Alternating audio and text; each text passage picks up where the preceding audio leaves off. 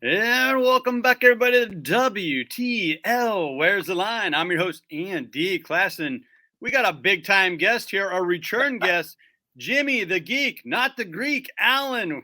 How you doing, Jimmy? Hey man, I'm fantastic. We're getting amped up for Big Ten Media Days this week, and then obviously the big ticket item. Terrence Crawford finally gets a fight that he's been looking for the last 6 years in Errol Spence Jr. and getting ready to head out to Vegas Thursday morning. Yeah, and this is just fantastic. Your show, After Hours, is going to be ringside live, Showtime pay per view. It's 7 Central Standard Time from the T Mobile Arena. This is the big ticket fight that Crawford's always been after. You got to be excited. I'm excited for you. Yeah, I gotta thank my good friend Terrence for saving me $85 in a pay-per-view buy.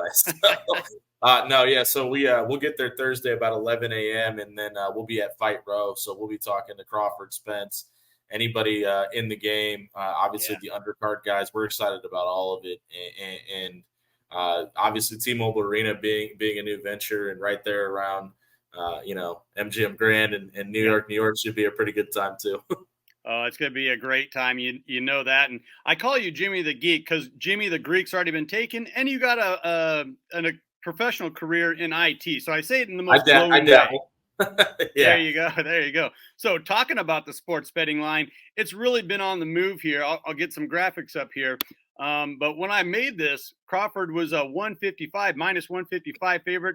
I've already seen it move to 190. Errol Spence went from a plus 130 to a plus 140. And we're just talking a couple hours here earlier in the week where we're seeing this type of movement.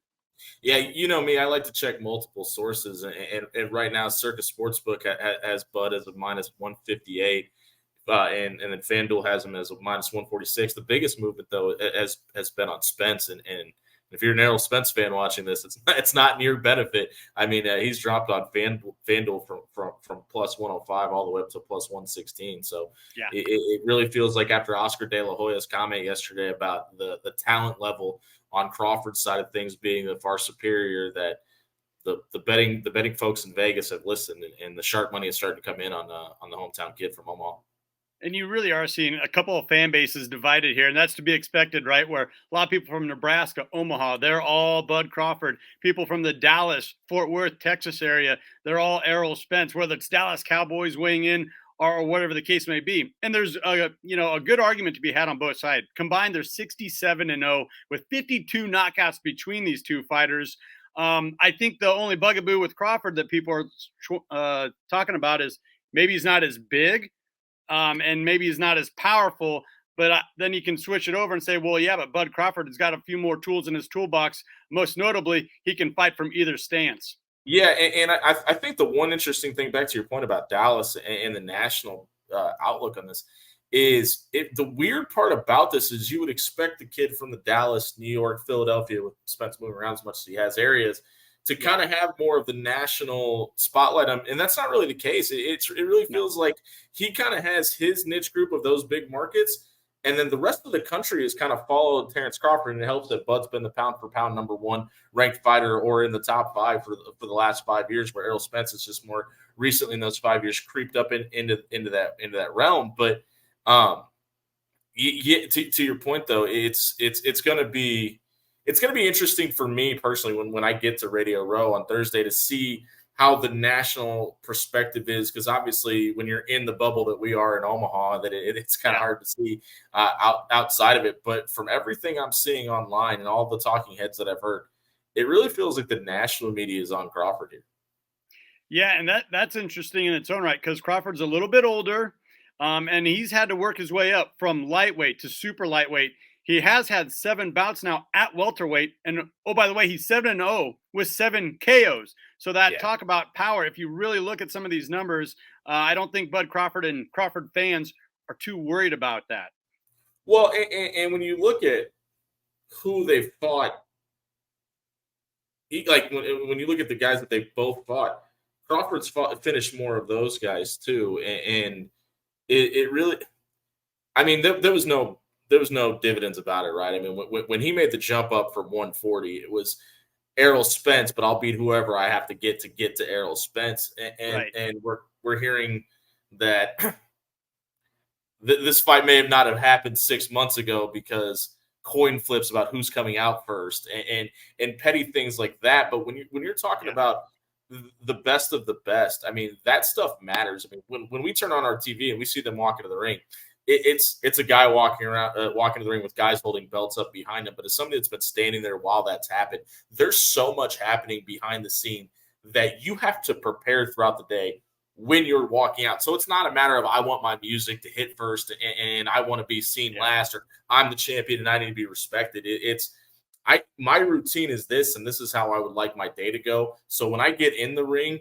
nothing else matters, because when you're talking about guys at the level of Errol Spence, you're talking about the guys at the level of Terrence Crawford. There's so much happening within their camp behind the scenes. I know when we see them shadow boxing or hitting pads on TV, it looks like people are just standing around. No, those are media people, and those are family members, and tickets are being taken care of, and we're making sure there's enough water in coolers and things of that nature, and that matters when you walk to the ring. So I know a lot of people and I'm defending Spence here as a Crawford guy. I'm defending Spence here, and I know a lot of people threw shade at him for that, putting that in the contract or whatever you may have it. But it is a big deal to those guys.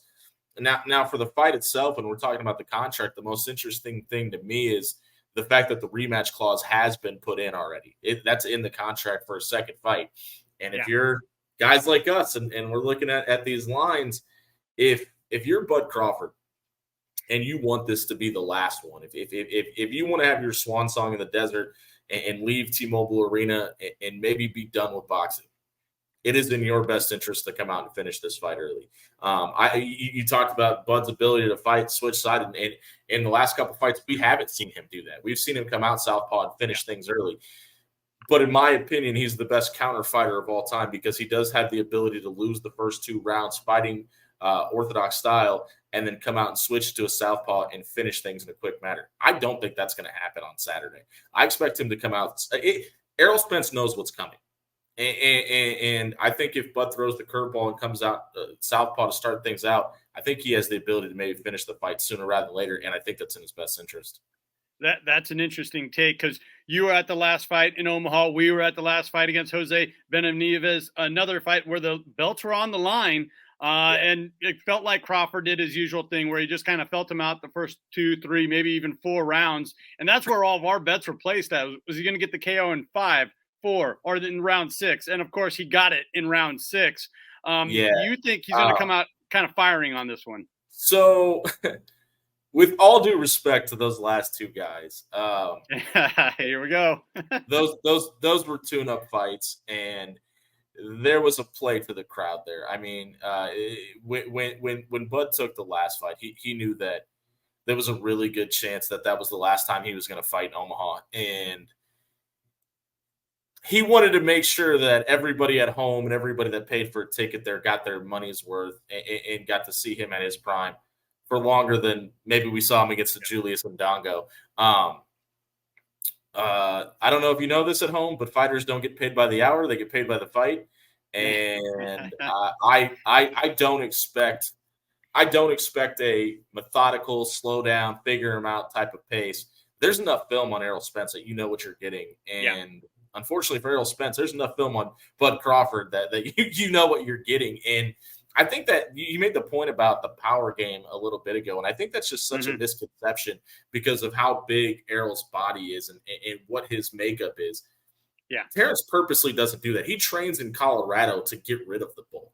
There's an intention there. The power game is there.